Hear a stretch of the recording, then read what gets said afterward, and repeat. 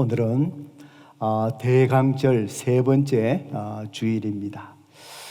이미 지난주에 여러분에게 말씀드린 것처럼 대강절 주일은 바로 주일 성탄날을 기점으로 네 번째 주일부터 이제 12월 24일까지를 대강절이라 합니다.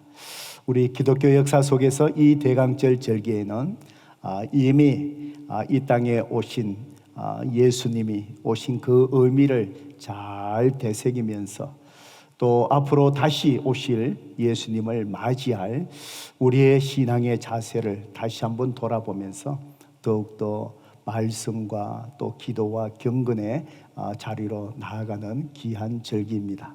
오늘은 대강절 이 세 번째 주일을 맞이해서 오늘 하나님께서 이 본문을 통해서 또 저와 여러분에게 어떤 말씀을 또 주시겠습니까? 오늘 설교 제목을 저를 따라서 한번 같이 해보시겠습니다. 왜 예수님은 사람으로 오셨을까? 다시 한번 해보실까요? 왜 예수님은 사람으로 오셨을까? 예, 성도 여러분, 오늘 이 질문에 대해서 꼭 여러분 자신들이 마음속에서 고백되어지는 대답이 여러분 가운데 분명히 있으시기를 바랍니다. 목사 안수를 받고 목사가 되려고 하시는 분들을 시치할 때에 구원에 대한 또 복음에 대한 이해와 깨달음을 이렇게 점검하기 위해서 간혹 제가 꼭 목사 안수를 받는 분들에게 오늘 설교의 제목대로 제가 묻습니다. 왜 예수님께서 하나님이신데 사람의 모습으로 오셔야 했습니까? 라고 제가 반드시 이 질문을 가끔 해봅니다. 그런데 참 놀랍게도 이 간단하고 심플한 이 질문에 명쾌하게 참 대답을 잘 못하는 경우들이 많은 것을 봤습니다. 예, 그래서 이 대답이 잘 되지 않으면은 목사 안수받기 위해서 신학적인 기본적인 것을 정리하고 이 사람의 생각을 알기 위해서 약 한 30페이지가 넘는 페이퍼를 작성하게 만듭니다. 그런 페이퍼를 볼 필요성을 전혀 느끼지 못할 때가 참 많습니다. 페이퍼를 아무리 잘 쓰면 뭐 하겠습니까? 신학 학문적으로. 그렇지만 복음에 대해서 왜 예수님께서 사람의 모습으로 오셨는지에 대한 복음에 대한 분명한 깨달음이 없다면 다른 신학적인 아카데믹한 그런 모든 페이퍼의 라이팅은 아무런 의미가 없기 때문에 그런 것 같습니다. 성도 여러분, 그렇습니다.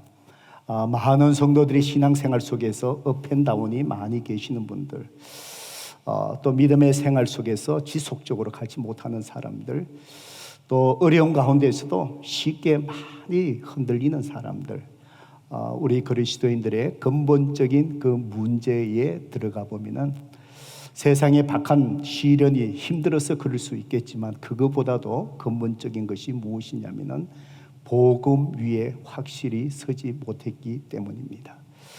복음 위에 확실히 서지 못하고 익숙한 교회 생활에서만 익숙한 습관적인 교회 생활만 하신 분들, 복음 위에 견고하게 서지 못한 자들, 우리의 인생 속에 시련이 올 때에 안절부절하고 업앤다운하고 또 신앙의 속에서 방황하게 되는 경우가 다 거기 속에 있는 것 같습니다. 오늘 저는 이 말씀을 준비하면서 우리 성도님들에게 자주 제가 복음을 전하고 새로운 삶에서 가르치는 말씀이기도 하는데 어떻게 여러분에게 왜 예수님께서 이 성탄의 계절에 사람으로 오셨는가 정말 잘 깨달을 수 있게끔 제 나름대로 한 주 동안 최선을 다해서 또 이렇게 준비하고 말씀을 전합니다.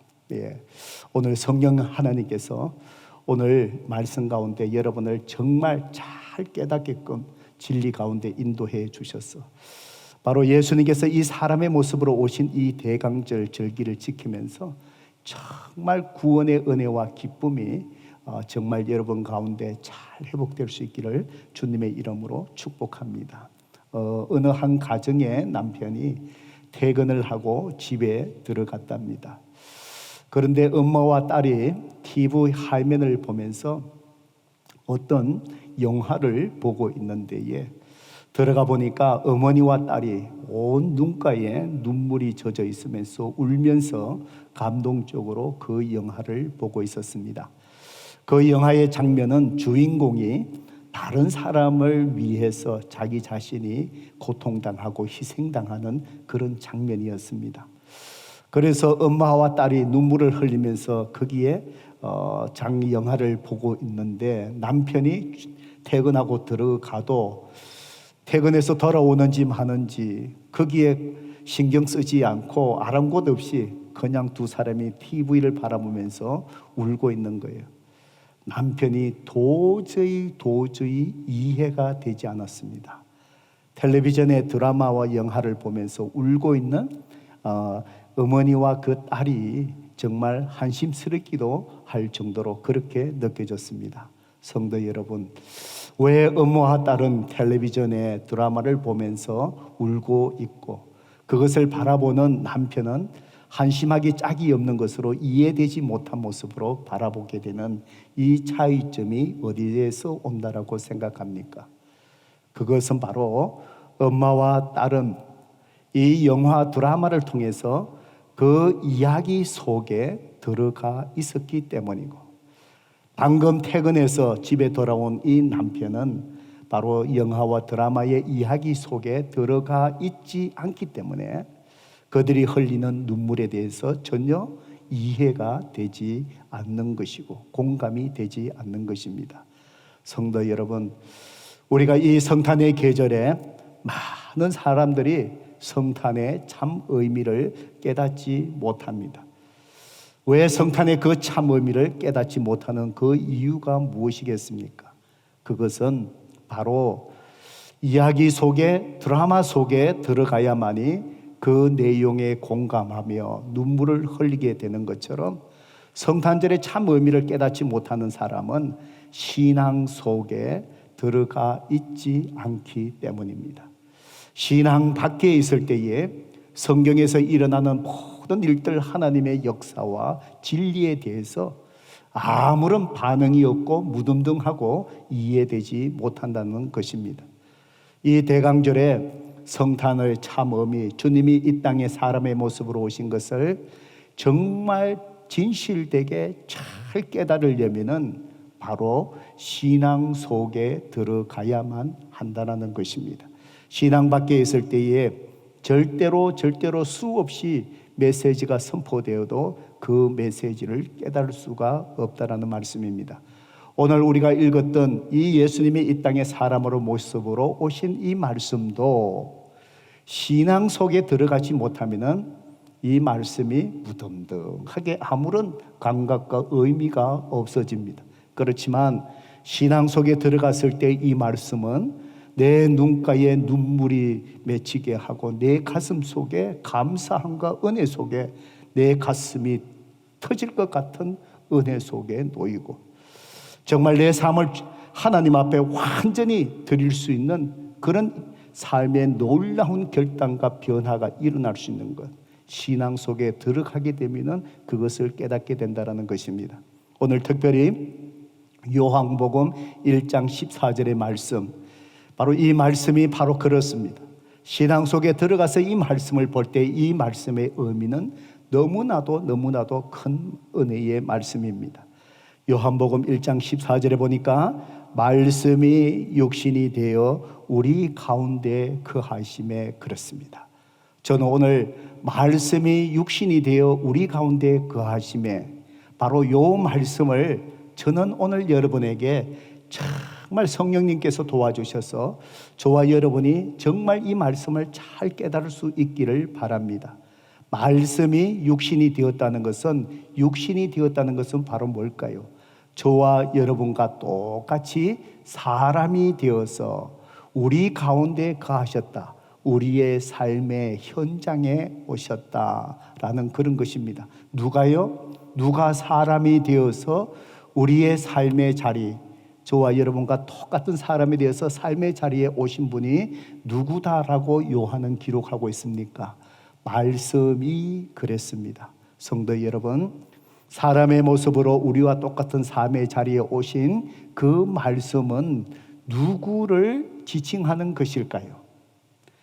여러분이 아신 것처럼 이 요한복음은 그 당시에 헬라 문화 속에 있던 많은 사람들에게 예수님이 누구신가를 소개하기 위해서 기록된 복음서가 바로 요한복음입니다.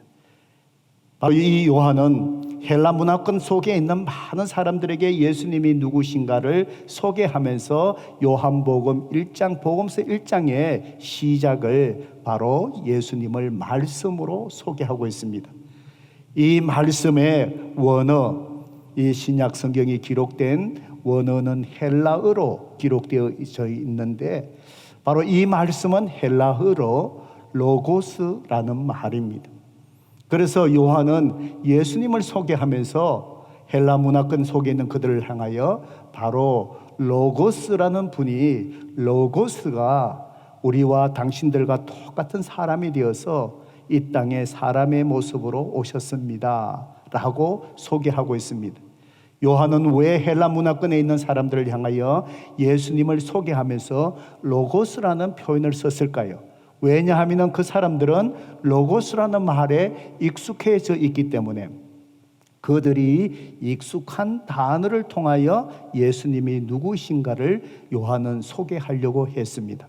그 당시 바로 헬라 문화 속에 있는 헬라 철학의 가치는 바로 무엇이냐면은 세상을 움직여가는 것이 있는데 이 세상을 움직여가는 것은 바로 이성적인 원리라고 주장하면서 바로 그 세상을 움직여가는 이상적인 그 이성의 원리를 헬라 문화 속에 있는 철학자들은 그것을 로고스라고 그렇게 표현을 했습니다. 그래서 헬라 철학자들은 그 당시 살고 있는 사람들은 이 세상을 움직여가는 모든 이성적인 원리, 그것이 바로 로고스다라고 그렇게 말을 하니까 요한은 예수님을 소개하면서 그래, 너희들이 이 세상을 움직여가는 것이 로고스라고 얘기하느냐? 그 로고스가 누군지 아느냐? 바로 그 로고스가 예수님이시다라는 사실을 헬라 문화권에 있는 사람들에게 그렇게 지금 말을 하고 있는 것입니다. 그래서 요한복음 성경에 여러분 1장 1절을 보실까요?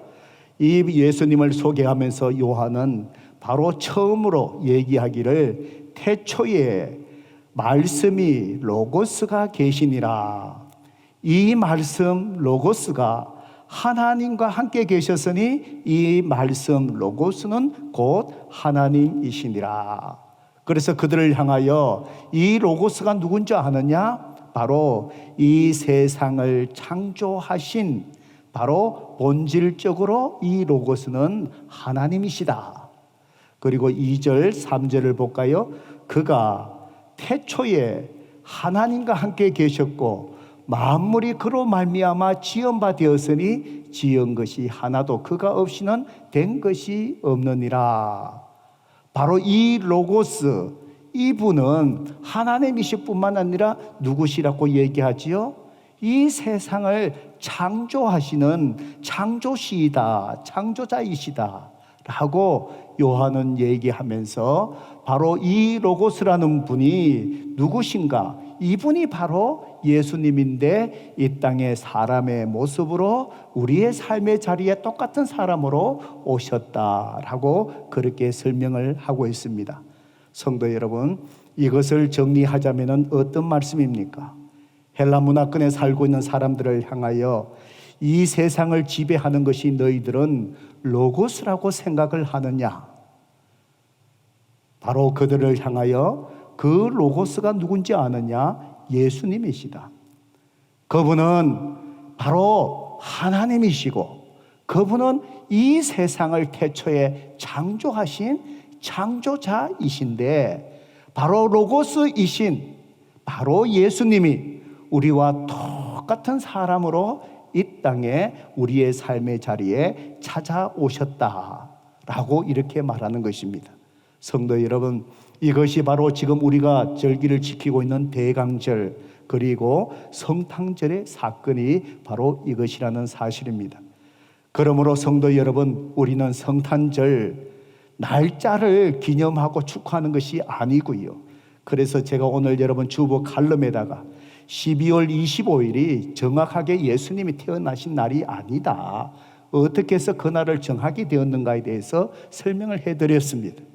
우리가 성탄절의 이 기쁨은 12월 25일 할러데이, 우리가 쉬는 날, 그날이 기뻐하고 축하하고 하는 날이 아니라 바로 로고스 되시는 예수님, 창조자 되시는 분이 사람의 모습으로 우리의 삶의 자리에 이 땅에 오신 그 사건의 의미를 우리가 잘 알고 그 사실로 인하여 우리가 기뻐해야 된다는 사실입니다. 성도 여러분, 오늘 설교의 제목처럼 이 시간 여러분에게 묻습니다. 왜 예수님께서 하나님이신 분이, 창조자이신 분이 바로 이 땅에 저와 똑같은 사람의 모습으로 이 땅에 오신 이유가 무엇일까요? 왜 사람의 모습으로 오셨을까요?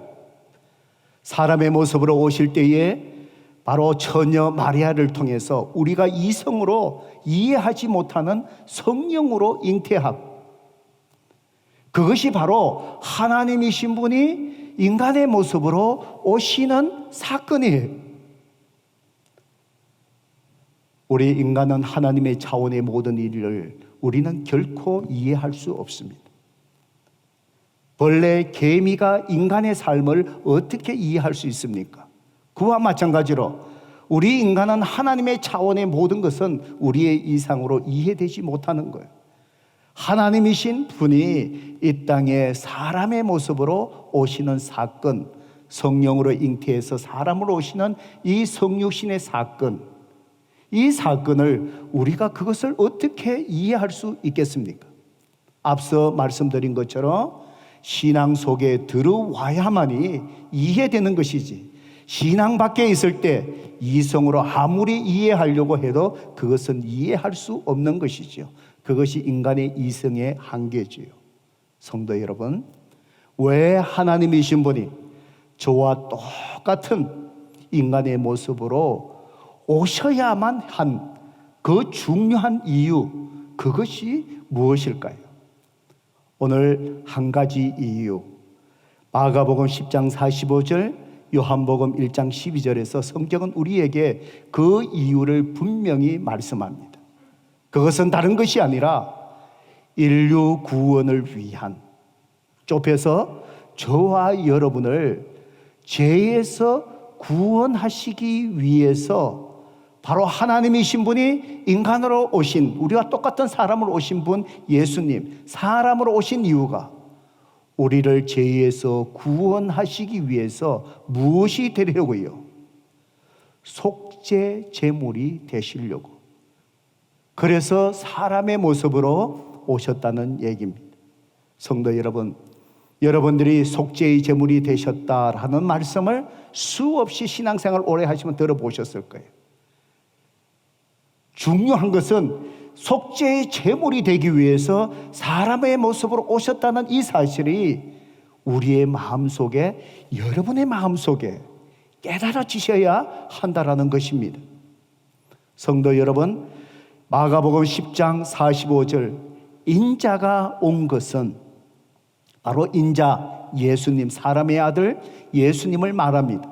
인자가 이 땅에 사람의 모습으로 온 것은 섬김을 받으려고 하는 것이 아니라 도리어 섬기려 하고 우리 모든 사람을 섬기려 하는데, 어떤 섬김을 섬기시려고 오셨다는 것이지요? 자기 목숨을 많은 사람의 뭘로 주려고요? 대속물, 바로 속죄의 제물을 이야기합니다. 죽으시기 위해서 오셨다는 거예요. 성도 여러분, 생각해 보세요. 사람들은 태어날 때 살기 위해서 태어납니다. 누구나 살기 위해서 태어납니다. 하나님이신 예수님, 로고스이신 예수님이 이 땅에 사람의 모습으로 오신 것은 살기 위해서 오신 것이 아니라 저와 여러분을 살리기 위해서, 죽으시기 위해서 오셨다라는 사실입니다. 바로 대속물, 속죄의 제물 대속물은 어떤 일의 대가로 치르는 값을 얘기합니다. 값을 치르는 것을 이야기합니다.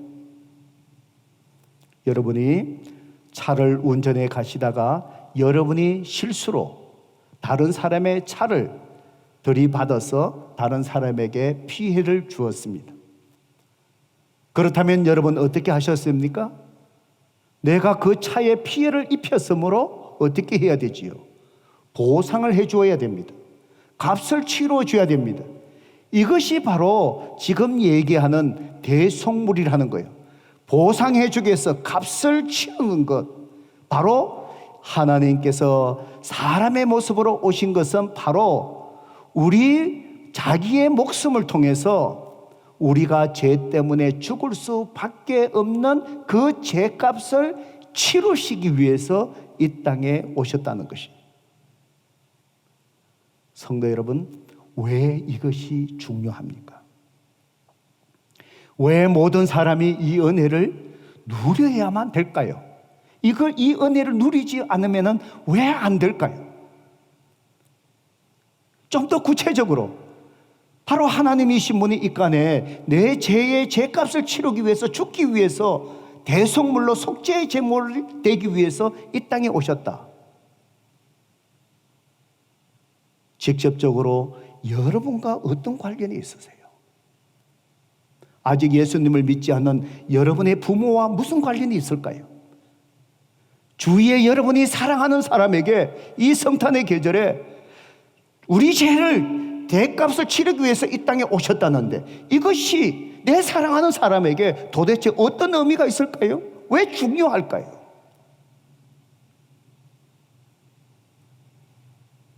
요즘 한국의 대중음악 장르 중에 가장 인기를 많은 끄는 그 대중음악 장르가 트로트입니다. 주로 트로트. 옛날에 나이 드신 분들만 이렇게 트로트를 불렀는데, 한국에 젊은 사람이고 뭐고 여러분 한국 텔레비전 이렇게 가끔 보면 온통 트로트예요. 아마 이 팬데믹 상황 속에서 노래 부르는 사람, 가수들 마음대로 활동도 못하고 무대도 없고 사람들이 콘서트에도 문화생활도 하지 못하고 답답하고 엉어리 져 있고, 아마 이런 이 시대적인 상황 때문에 아마 트롯이 이 많은 사람들의 감정을 터치해 주니까 아마 그렇지 않나, 뭐 제 나름대로 그런 생각을 합니다. 그런데 몇 개월 전에 우리가 잘 아는 가수 중에 나훈아라는 분이 새로운 곡을 발표했는데, 그 노래가 지금 많은 사람들이 인기 있는데 테스 형이에요. 테스 형이 누구냐? 예, 그 가사를 보면은 철학자 소크라테스 아시지요? 소크라테스를 비유적으로 테스 형, 줄여서 테스 형, 그렇게 하면서 노래를 아주 애절하게 노래를 부르시는데, 그 인생 속에 일어나는 모든 이해되지 않는 상황들, 그걸 테스 형, 소크라테스 형, 너 자신을 알라 했으니까 바로 소크라테스 형을 향해서 이해되지 않는 이 삶의 현장, 아픔과 이해되지 않는 상황을 테스 형에게 물어보고 한탄하고 절규하는 그런 노래인 것 같아요. 어쩌다가 한바탕 턱 빠지게 웃는다. 제가 이 노래를 좀 배워보려고 몇 번 유튜브 봤는데 잘 안 돼요. 그리고는 아픔을 그 후섬에 묻는다, 뭐 이러면서 후렴 부인들에 가고, 아, 테스 형, 세상이 왜 이래? 왜 이래 힘들어? 사랑은 또 왜 이래? 너 자신을 알려고 툭 내뱉고 간 말을 내가 어찌 알겠소?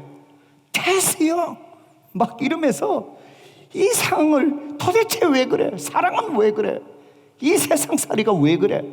그러면서 태서형 너 자신을 알락했는데 내가 도대체 이 말을 모르겠어. 그러면서 태서형 하고 부르짖는 거예요. 저는 그 가사 내용을 이렇게 보면서 참 저는 그런 생각을 했습니다. 우리 인간이 지금 다 느끼고 있는 그 마음을 이 태스형이라는 노래를 통해서 이 가수가 표현을 한 것 같아요. 그렇지만은 이 노래를 통해서 태스형 너 자신을 알려고 하는데 나는 모르겠어. 왜 이런 일들이 일어날까? 왜 인생살이가 이럴까? 성경은 거기에 대한 분명한 대답을 주고 있습니다. 성도 여러분, 오늘 우리 인간 삶의 속에 일어나는 여러 가지 문제들, 어려움들, 여러분 삶 속에 일어나는 고통들, 그 모든 것의 출발은 어디서부터 출발해야 되느냐? 내가 누구인지를 아는 데서부터 출발하셔야 됩니다. 너 자신을 알라. 내 자신을 먼저 아는 데서부터 출발을 해야 됩니다. 왜 하나님이신 분이 인간의 모습으로, 예수님이 이 땅에 사람의 모습으로 오셔서 바로 자기 목숨을 주면서 우리가 죽어야 될 이 죄값을 자기 목숨으로 십자가에서 왜 치르셨는가? 왜 치르셔야만 했는가? 왜 이 땅에 그렇게 해서 오셔야만 했는가? 이것이 깨달아지려면은 바로 내가 누군가에서부터 성도 여러분 출발하셔야 됩니다. 내가 누군가는 거예요. 성도 여러분, 저와 여러분은 우연한 존재가 아니라 바로 하나님에 의해서 창조된 존재라는 사실을 먼저 깨달으셔야 됩니다. 내가 누구냐는 거예요. 제가 가지고 있는 이 시계, 좋은 시계 결코 아니에요. 오랫동안 제가 써서 많은 데미지가 났지만 1초도 틀리지 않아요. 그런데 성도 여러분, 이 시계가 우연히 생겨났을까요? 누군가에 의해서 만들어졌을까요? 누가 만든지 알 수 없지만 이 시계는 누군가에 의해서 만들어졌습니다. 이렇게 정확한 시계가 맞을 정도로 우연히 이렇게 생겨날 수가 없는 것이죠. 우리 사람은 이 시계보다도 더 정밀합니다. 이 시계가 우연히 생겨난 것이 아니라 누군가에 의해서 만들어졌다면 이 시계와 비교할 수 없을 정도로 정밀하게 만들어진 저와 여러분, 누군가에 의해서 저와 여러분이 창조되었다는 거예요. 그분이 누구일까요? 성경은 하나님이시라는 거예요. 만약에 내가 하나님이라고, 나를 창조하신 이가, 나를 만드신 분이 하나님이라고 동의하지 않는다면 최소한 상식적인 것은 다른 어떤 조물주가 나를 만들었다라고 해야만이 상식적이지요. 나는 우연히 생길 수 있는 그런 존재가 아닌데, 하물며 이 시계조차도 우연히 생겼다라고 우리는 얘기하지 않는데 어떻게 사람인 내가 우연히 생겼다고 말할 수 있겠습니까? 바로 하나님께서 우리를 만드셨습니다. 이 시계를 만든 사람이 만든 이유가 있어요. 만든 목적이 있어요. 이 시계는 어떻게 사용해야만이 이 시계가 시계의 기능을 잘 발휘하면서 이 시계가 움직이는가에 대해서 만든 사람이 원리를 만들어 놨어요. 베레리가 떨어지면 베레리를 넣어야 돼요. 마찬가지로 하나님께서 우리를 창조하실 때에 우리가 어떻게 해야만이 행복하며 우리의 삶 속에 만족하며 살아갈 수 있는가? 우리를 만드신 하나님께서 정하신 창조의 질서가 있어요. 하나님의 법이 있어요. 저와 여러분이 하나님께서 우리를 만드시면서 어떻게 만드신 줄 아십니까? 사람은 우리를 만드신 하나님과의 관계 속에서만 살아갈 수 가야만이 행복과 만족을 누리게끔 하나님은 그렇게 우리를 만드셨어요. 사람에게 육이 있습니다.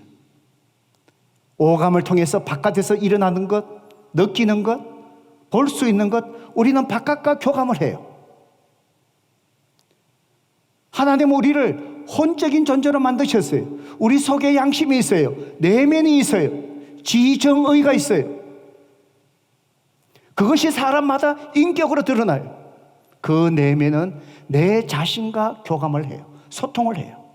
내가 슬픈지, 내가 기쁜지, 내 속에 분노가 일어나는지, 미움이 생기는지. 여러분 자신은 여러분 자신을 알잖아요. 그것이 혼의 영역이에요. 짐승에게도 육이 있고요, 짐승에게도 혼이 있어요. 그런데 하나님은 우리를 만드시면서 짐승과 다르게 특별한 존재로 만드셨는데 어떤 존재로 만드셨어요? 영적인 존재로 만드셨어요. 우리에게 영이 있어요. 그 영은 육은 바깥과 교감하고 혼은 내 속에 내 자신과 교감을 해요. 영은 누구와 교감하기 위해서 하나님이 우리에게 영적인 존재를 해주셨을까요? 영이신 하나님을 인식하며 하나님과 경험하게 하는 거예요. 그래서 하나님은 우리 인간을 만드시면서 짐승과 다르게 영적인 존재로 만들면서 영이신 하나님과의 관계 속에 있을 때에만 사람은 행복하고 만족함을 누리며 살아가게끔 하나님은 저와 여러분을 그렇게 만드셨어요. 그래서 하나님은 창세기 1장 27절 28절에 뭐라고 말씀하셨습니까? 하나님이 자기 형상 곧 하나님의 형상대로 사람을 창조하시되 남자와 여자를 창조하시고 그리고 어떻게 하셨다고요? 하나님이 그들에게 복을 주셨다라고 성경은 기록합니다. 성도 여러분, 세상의 사람들이 행복을 누리기를 원하잖아요. 행복을 찾잖아요. 그들이 행복이 무엇인지를 깨닫지 못하고 그저 행복은 찾는 것으로 생각하고 이거 하면 행복할까? 물질을 가져보면 행복할까? 내가 세상에 취미생활 해보면 행복할까? 내가 여행을 많이 해보면 행복할까? 내가 권력을 가져보면 행복할까? 사람들은 행복해지기 위해서 이것도 해보고 저것도 해보는 거예요. 성경은 하나님은 우리에게 분명히 뭐라고 말씀하십니까? 행복은 찾는 것이 아니라 하나님은 당신과의 관계 속에서 이미 행복, 그 복을 누리게 하셨고 복을 주셨다는 거예요. 행복은 복은 찾는 것이 아니라 나를 창조하신 하나님과의 관계 속에서 하나님이 이미 주신 복을 우리는 뭐 하는 것이지요? 누리는 것이에요. 성도 여러분, 그런데 이 하나님과의 관계 속에서 우리가 누릴 수 있는 이 복을 누리지 못하게 한 것이 바로 뭡니까? 그것이 바로 죄라는 것입니다. 그것이 죄라는 거예요. 그 죄가 아담과 이브로부터 시작했죠. 그래서 모든 사람이 태어날 때마다 아담과 이브가 가졌던 죄의 성품을 가지고 태어나는 거예요. 어린아이를 가만히 보세요. 아이들까지 노는데 누가 가르쳐 준 거 아닌데 장난감 가지고 놀 때 서로 가지려고 싸우는 거예요. 누가 가르쳐 준 거 아니에요. 왜 그렇게 해요? 더 가지려고 싸우잖아요. 왜 그렇게 되지요? 모든 사람이 아담과 이브 이후로 죄의 성품을 가지고 태어나다 보니까 그 죄의 성품을 인하여 죄로 행동으로서 나쁘게 나타나는 거예요. 성경은 죄를 뭐라고 얘기하는 건지 아십니까?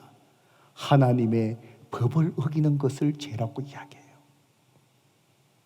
그 법이 바로 무엇입니까?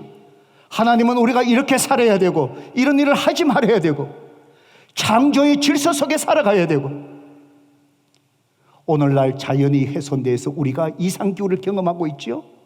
그것이 바로 뭘까요? 하나님의 창조 질서를 우리가 어긴 거예요. 그것이 인간의 욕심으로 인한 죄악이에요.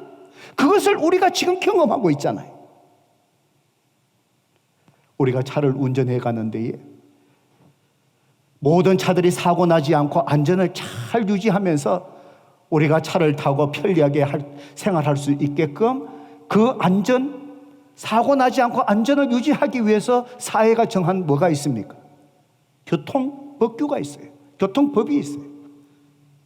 그 법을 준 이유가 바로 뭐지요? 빨간불에는 서야 되고 노란불에는 어떻게 해야 되지요? 빨리 건너가는 거예요. 좌우간. 파란불에 직진하고서 똑바로 가야 되고, 그걸 잘 지킴으로 인해서 사고가 나지 않는 거예요. 그 법을 어기게 되면 어떻게 되죠? 티켓을 받게 되죠. 법을 어기면 티켓만 받는 것이 아니라 빨간불을 어기고 가다 보면 다른 쪽에서 오는 차에 사고가 나죠. 사람이 죽게 되지요. 죄라는 것이 바로 무엇입니까? 하나님과의 관계 속에서만 행복을 누리게끔 하나님이 그렇게 만드셨는데, 죄, 하나님의 법을 어긴 거예요. 창조의 질서를 어긴 거예요. 그 법, 하나님께서 이 성경을 통해서 하나님 말씀을 우리에게 다 주신 거예요. 그래서 사람이 죄의 결과, 그것으로 인하여 사람들에게 온 죄의 대가가 바로 무엇입니까? 성경은 죽음이 왔다라고 이야기합니다. 여러분 기억하세요? 사람이 죽는다? 당연히 죽구나. 아니에요. 왜 죽음이 왔느냐는 거예요. 죄가 들어오기 전에 죽음이 없었어요. 죄가 들어오기 전에 사람은 영원히 살았어요. 에덴 동산에 바로 생명나무의 과실이 있었어요. 죽음이 그냥 생기는 것이 아니에요. 왜 사람에게 죽음이 왔을까요? 죄의 결과예요. 육체의 죽음, 죄로 인해서 사람들은 다 누구나 죽게 됐어요. 육체가 썩어서 흙으로 돌아가요. 죄로 인하여 혼의 죽음이 생겼어요. 이 혼의 죽음은 바로 뭘 얘기합니까? 사람의 인간의 마음이 악할 대로 악해져서 지금 우리가 겪고 있는 이 세상의 모든 죄악들, 사람을 죽이고 사람을 토막내고, 이 모든 죄악들이 바로 뭐의 결과냐? 죄의 결과예요. 혼의 죽음이에요. 죄로 인해서 영의 죽음. 이 영은 하나님과의 관계 속에서 하나님을 인식하고 하나님과 소통하며 하나님 안에서 만족함을 누리게끔 우리를 영적인 존재로 만드셨는데, 죄로 인한 영의 죽음, 하나님의 관계가 단절이 된 거예요.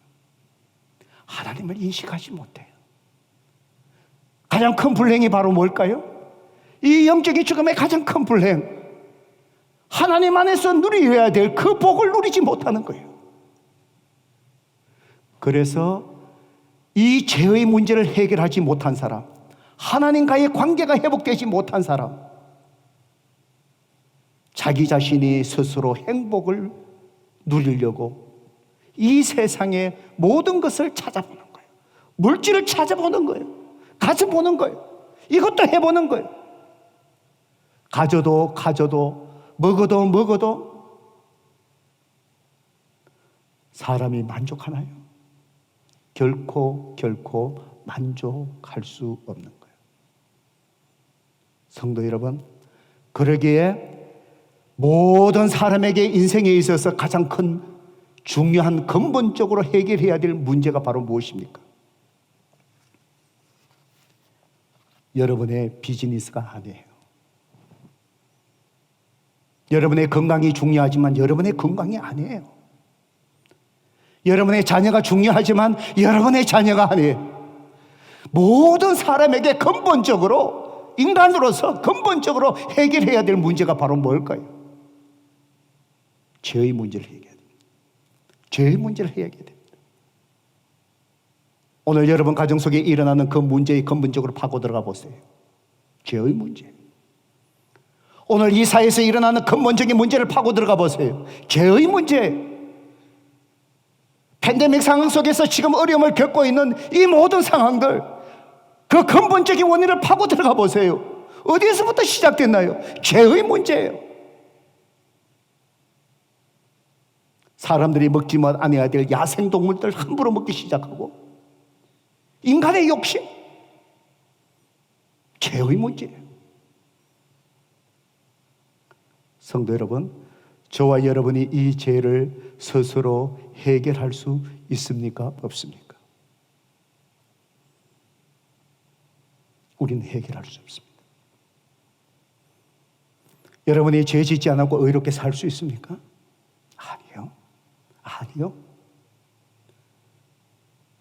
우리가 죄의 문제가 해결되고 하나님과의 관계가 회복되어야만이 하나님이 주신, 우리에게 주신 행복, 하나님과의 관계 속에서 행복을 누릴 수 있는데, 우리가 어떻게 이 죄의 문제를 해결할 수 있겠습니까?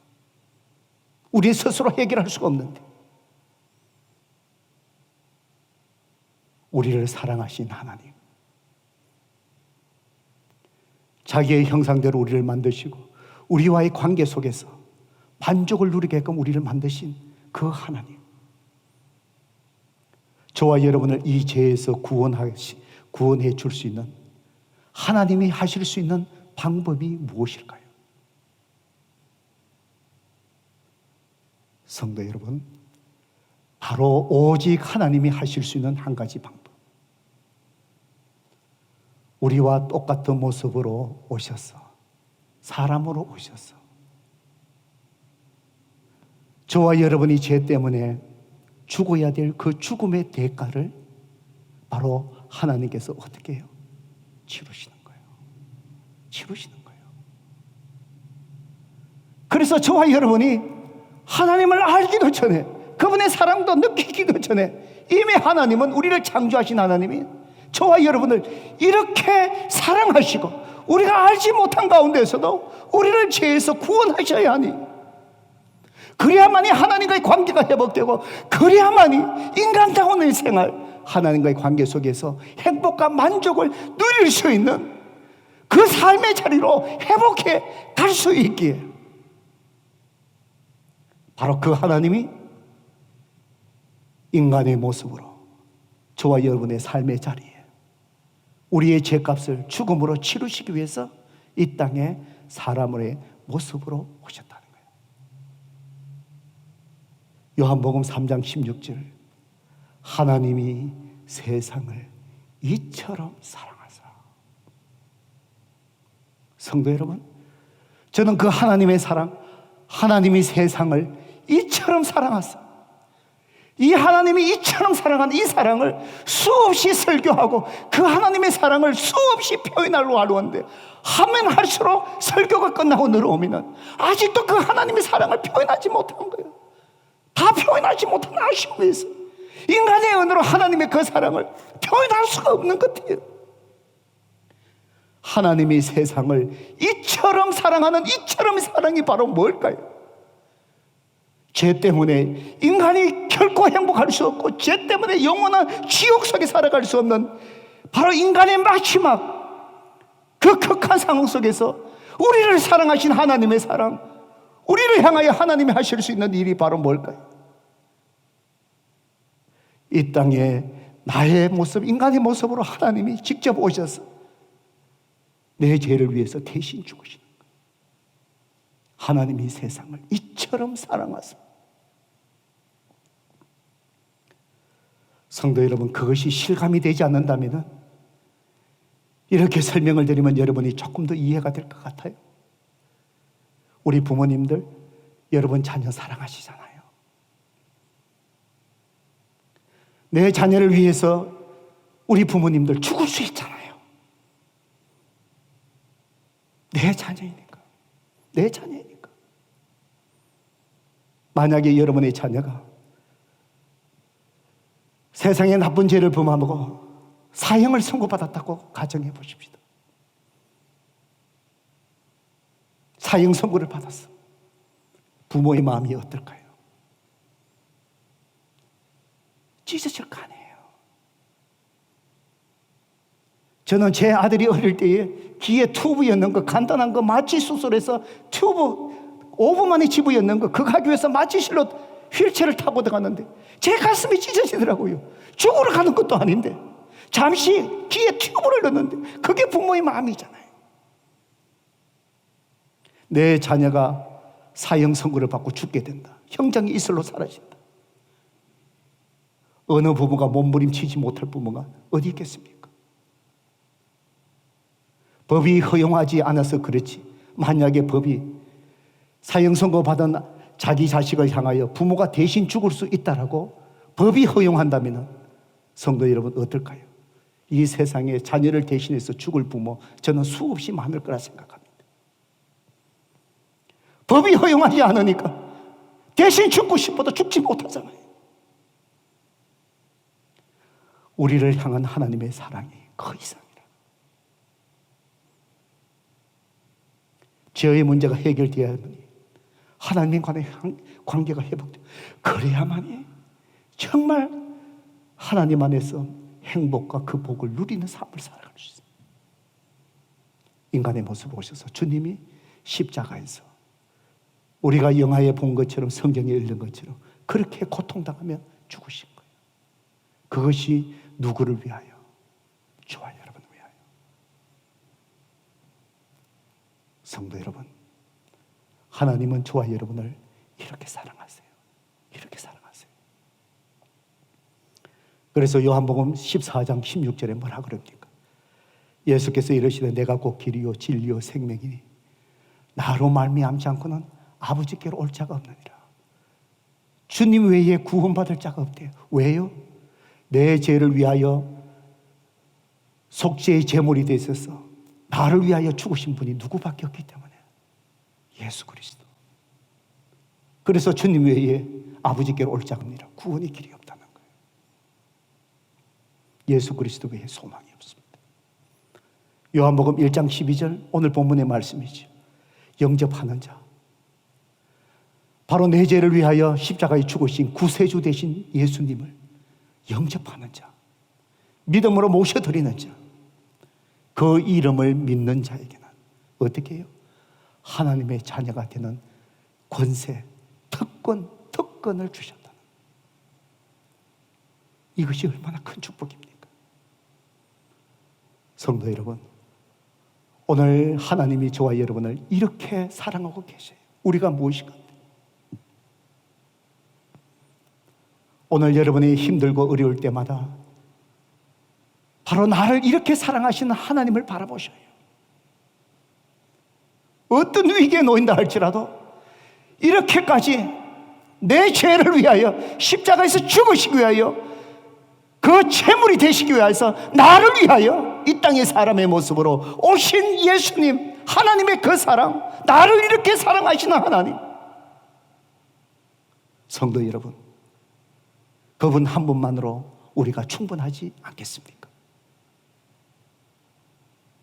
우리가 그 사랑이 희미해질 때 우리 삶 속에 일어나는 시련과 어려움, 그 속에서 흔들리는 것 같아요. 어찌할 줄을 모르는 것 같아요. 그럴수록 우리는 십자가 뒤에 있는 나를 향한 그 하나님의 사랑에 집중하셔야 돼요. 그 사랑 앞에 나아가셔야 돼요. 그 사랑이 내 마음속에 충만해질 때 이 세상의 어떤 시련과 폭풍이 우리를 애워싸고 덮지 못할 거예요. 하나님의 사랑이 모든 어두움을 다 물리치시기 때문인 줄로 믿습니다. 바로 하나님이신 로고스, 말씀이신 로고스, 이분이 사람의 모습으로 오신 이유.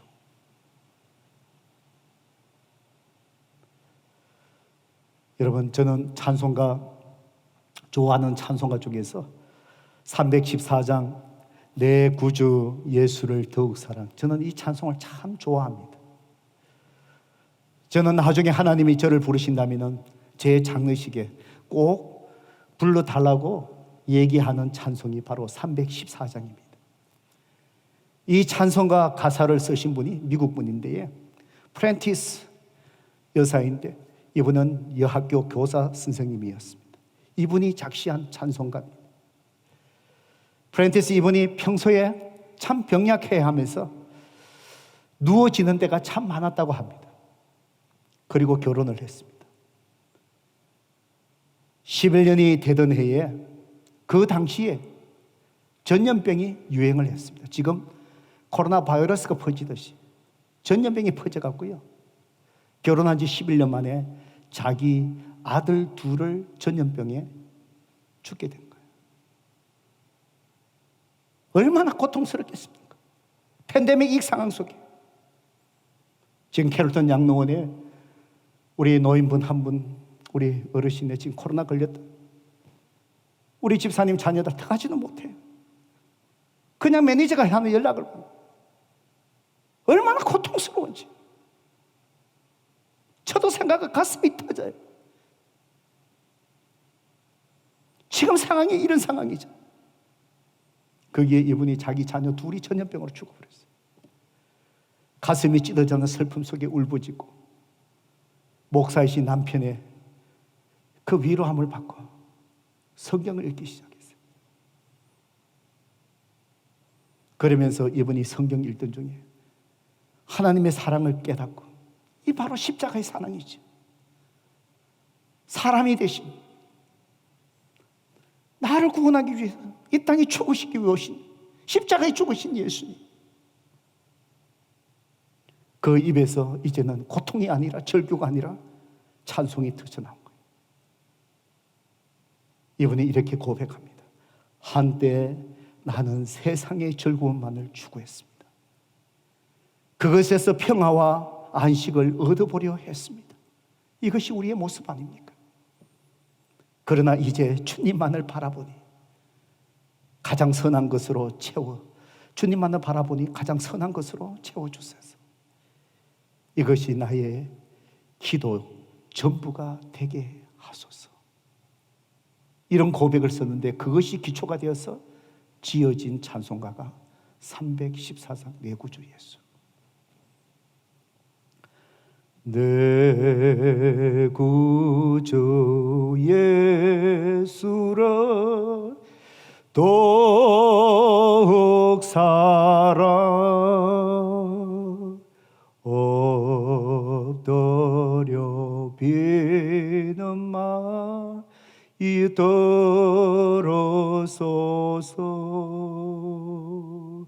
내 진정 소원이 내 구주 예수를 더욱 사랑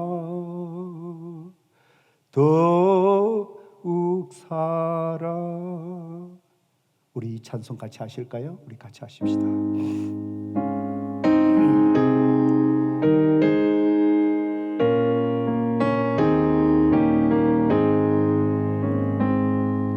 내 구주 예수를 더욱 사랑 엎드려 이는 말 들어소서.